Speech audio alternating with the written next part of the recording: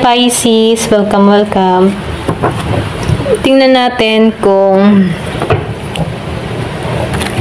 anong mensahe sa'yo. Be open-minded po, hindi po halos lahat makaresonate. Thank you nga po pala sa mga nagsusubscribe, sa mga bumabalik. Maraming pong salamat. Give me the message for Pisces. Ano yung mensahe sa'yo?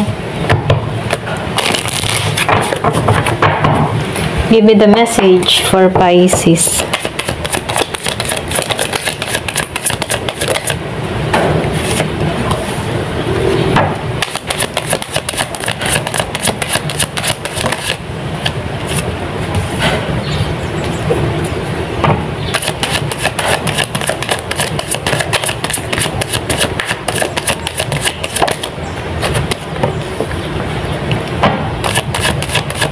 Nakikita ko dito yung iba sa inyo kung may kaalitan ka sa partner mo or kakilala mo, kaibigan, katrabaho.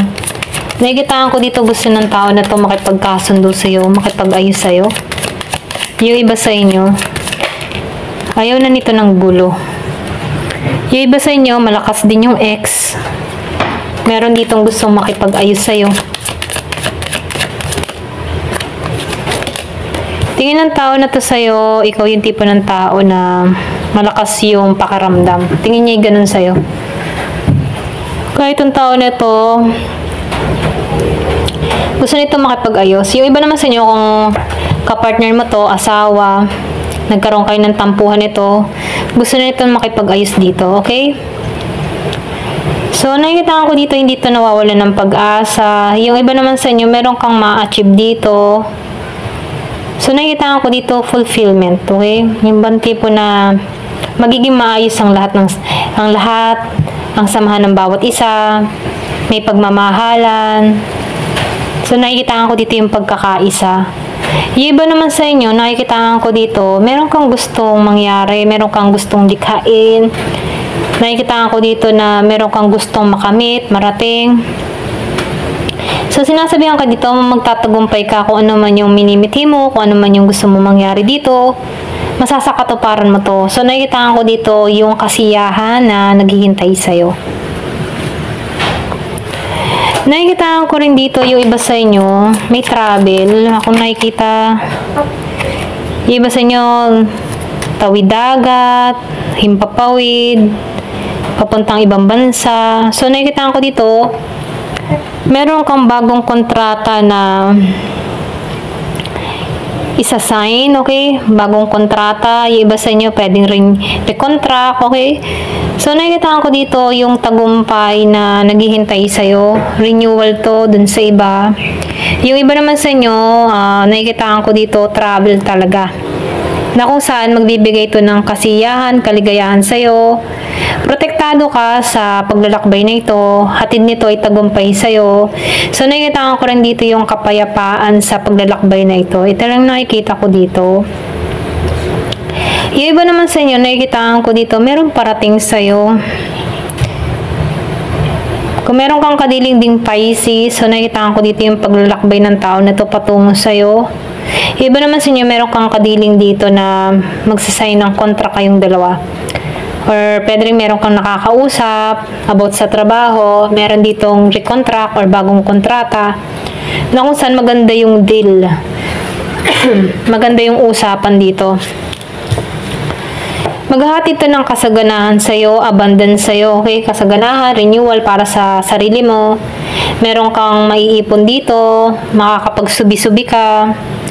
Yung iba naman sa inyo, nakikita ko dito na meron kang mapapatayo or meron kang mabibili na mahalagang bagay. Yung iba, properties, sasakyan, bahay, so lupa, ganon. So, meron kang mapupundar dito. Ito lang nakikita ko. Yung iba sa inyo, paglaki ng kapirahan ng parating,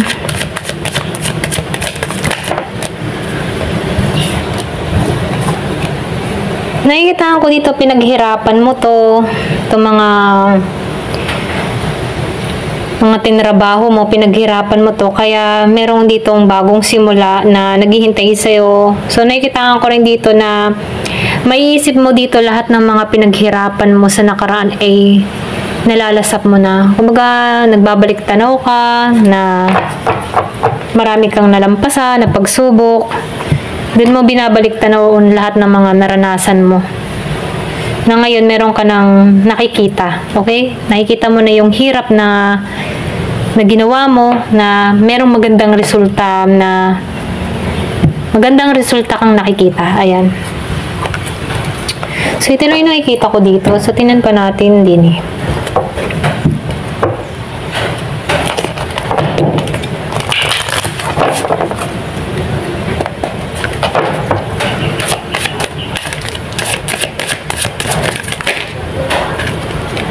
So, meron dito magbubukas ang puso. Bagong pag-ibig to. So, nakikita ko dito, the more na nagiging kang magaan ang pakaramdam, the more na nagiging kang masaya, lalo kang nagiging attractive dito. Dahil dito, meron kang ma-attract na tao. Kasi once na laging good mood tayo, nakaka-attract ka ng pag-ibig. Okay?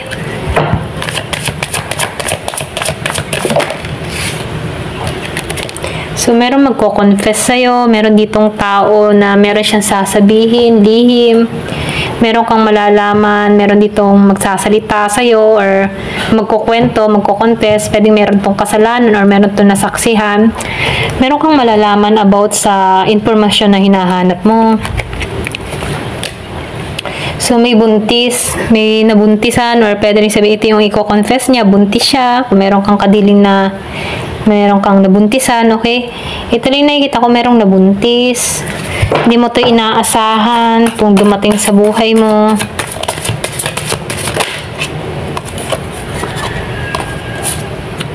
They'll be back. So, yung iba sa inyo may magbabalik sa buhay mo. Kaya, asahan, meron kang makikinig sa isang tao. Malapit na to. Yung iba sa inyo, ex, or meron lang talagang lalapit sa'yo. Give me the message. Boundaries. So, nakikita ko dito yung iba sa inyo, nagpuput ka ng boundaries, or pwede rin, ito yung mga dapat mong kailangan. Kung ikaw man ay nag-iingat, or medyo meron ka lang pinangangalagaan dito. So, mainam to magput ng boundaries. Or minumungkahi din dito, kailangan alam mo yung limitasyon mo.